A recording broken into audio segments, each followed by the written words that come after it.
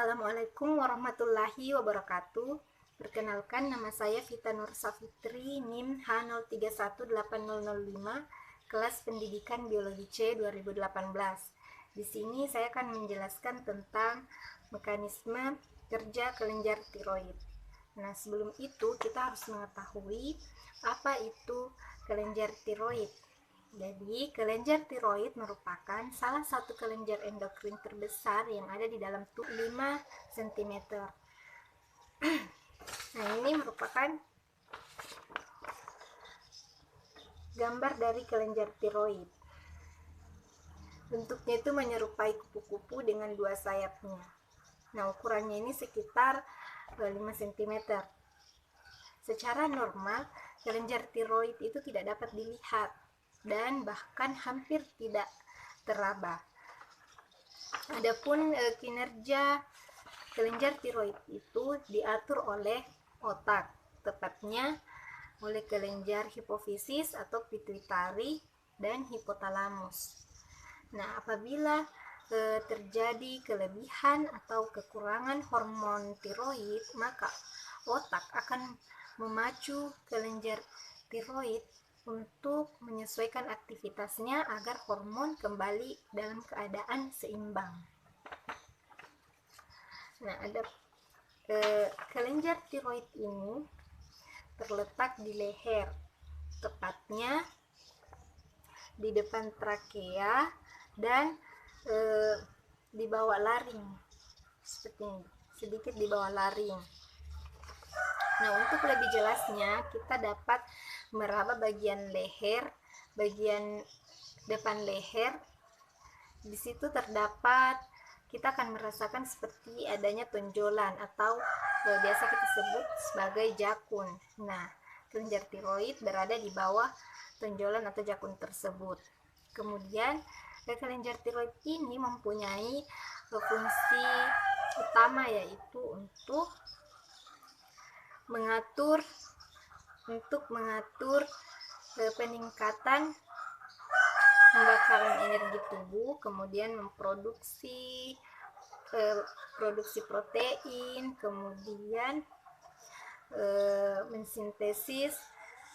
kemudian mengatur sensitivisme tubuh terhadap hormon lain. Nah, karena fungsi utama dari kelenjar tiroid ini banyak melakukan aktivitas metabolisme tubuh, maka dengan hal ini kelenjar tiroid banyak mempengaruhi proses vital dalam tubuh, seperti misalnya peningkatan penyerapan glukosa oleh usus dan produksi glukosa oleh hati. Yang kedua yaitu peningkatan denyut jantung, curah jantung, dan laju pernafasan seseorang. Kemudian yang ketiga itu peningkatan konsumsi oksigen dan tingkat pengeluaran energi tubuh. Kemudian yang keempat, kelenjar tiroid ini mempengaruhi siklus menstruasi seseorang. Kemudian yang kelima, kelenjar tiroid dapat membantu mempercepat pembersihan kolesterol dari plasma. Kemudian yang keenam yaitu dengan kelenjar tiroid ini dapat membantu pertumbuhan dan pematangan sistem saraf. Nah, secara mikroskopik, kelenjar tiroid itu tersusun atas 3 komponen utama, yaitu folikel tiroid,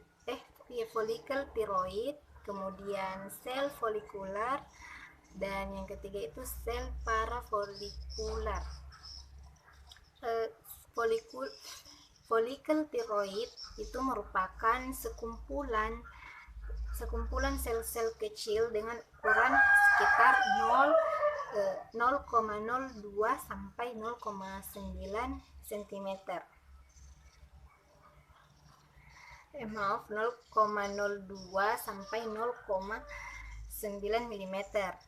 Kemudian fungsi dari folikel tiroid itu sebagai bagian penting yang mengatur jalannya kelenjar tiroid. Kemudian di dalam menjalankan fungsi kelenjar tiroid. Kemudian yang kedua yaitu sel folikular. Sel folikular ini merupakan suatu lapisan sel yang berfungsi untuk menyelimuti inti folikel tiroid tadi. Nah, saat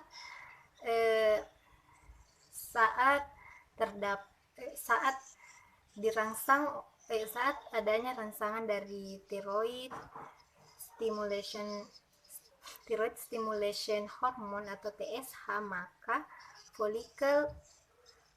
maka sel folikular ini akan mensekresikan T3 dan T4. Kemudian yang ketiga yaitu sel parafolikular, yaitu biasa disebut juga sebagai sel C, yang merupakan bagian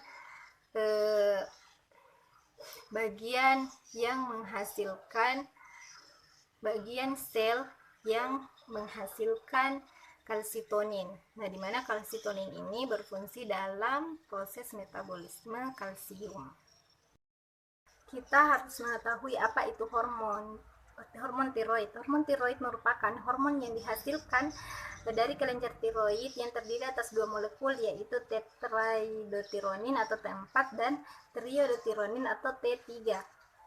Kemudian dalam melakukan proses biologisnya itu dibutuhkan iodium.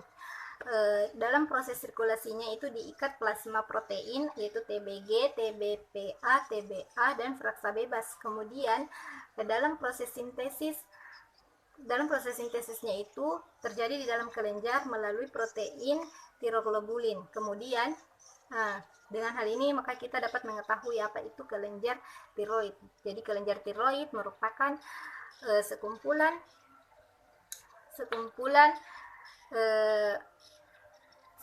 sel-sel yang terdiri atas folikel bulat yang berisi bahan protein yang biasa disebut dengan koloid. Nah, sel-sel yang dihasilkan itu adalah hormon tiroksin yang tadi, yaitu tetrahidrotironin atau T4 dan triiodotirinon atau T3. Kemudian terdiri atas dinding folikel yang kemudian mempunyai dinding folikel yang terdiri atas selaput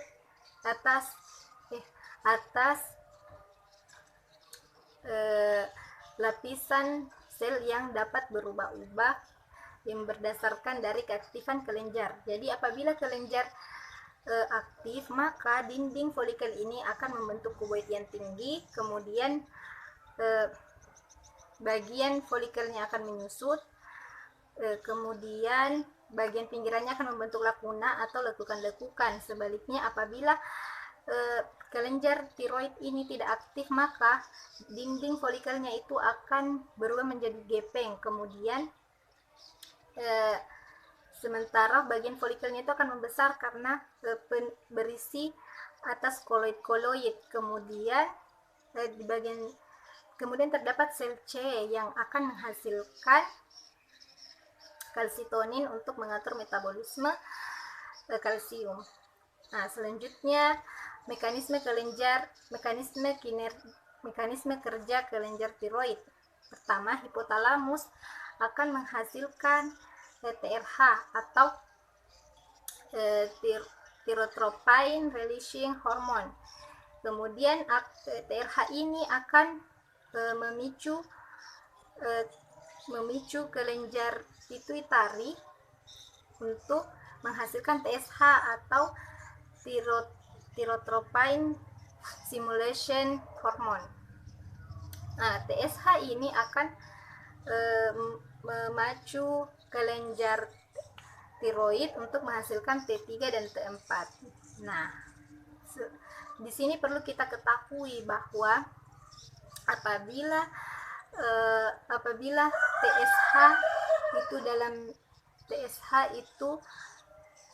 hormon yang dihasilkan itu bernilai tinggi, maka TSH akan jumlah TSH itu akan menurun agar tidak memicu kelenjar tiroid lagi untuk menghasilkan T3 dan T4. Nah, kemudian sebaliknya, apabila TSH ini terdiri dari jumlah yang sedikit, maka jumlah dari TSH ini akan meningkat karena dia akan memicu kelenjar tiroid untuk menghasilkan T4 dan T3. Baiklah, sekian penjelasan dari saya. Lebih dan kurangnya mohon dimaafkan. Wassalamualaikum warahmatullahi wabarakatuh.